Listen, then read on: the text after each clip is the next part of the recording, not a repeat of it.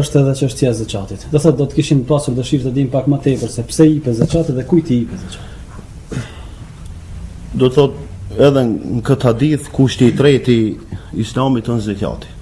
Zakati nuk ka domethënie tjetër përpos se Allahu xhaleshanu nga mëshira e tij e ka lënë zakatin që ta japin ato që kanë të holla dhe posedojnë të holla, për ato tjerë që nuk posedojnë edhe janë fukara. Do thotë nuk ka ndonjë domethënie tjetër përveç se mëshira e Zotit shumë e madhe që ata që kanë të holla tepër e japin 2.5% pasurisë për ato të cilët janë fukara. Allahu xhaleshanu thot khudh min amwalihim.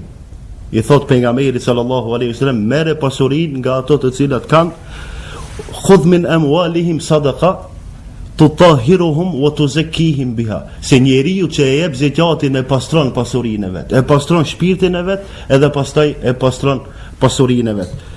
Allahu xhaleshanu thot wal mu'minuna wal mu'minat, ose ta themi shqip, besimtarët dhe besimtarët duhet të ndihmohen ndërmjet veti, të thirrin në fenë islame ose të thirrin punë të mira, pastaj të largojnë nga punë të këqija, ta falin namazin dhe ta japin zakatin. Sepse me këtë përulesh para Allahut subhanu wa ta'ala.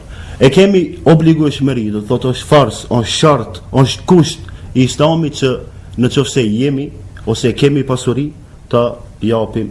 Edhe ne kemi për obligim të gjejmë njerëzit që e meritojnë. Mirë po, fetvane që e kanë thonë dietarët e vjetër, dietarët e mençur, ato që janë për fetva kanë thonë se secili njeri që nuk ka me dhënë zakat i takon zakati. Edhe nuk ka nevojë me bën shumë pyetje se kujt i takon zakati, se dihen 8 grupet që i ka përmendur Allahu që ju takon zakati. Një njeri që nuk jep zakat, edhe nuk ka mundësi me dhënë zakat, do të thotë e kemi për obligim me dhënë atij zakat.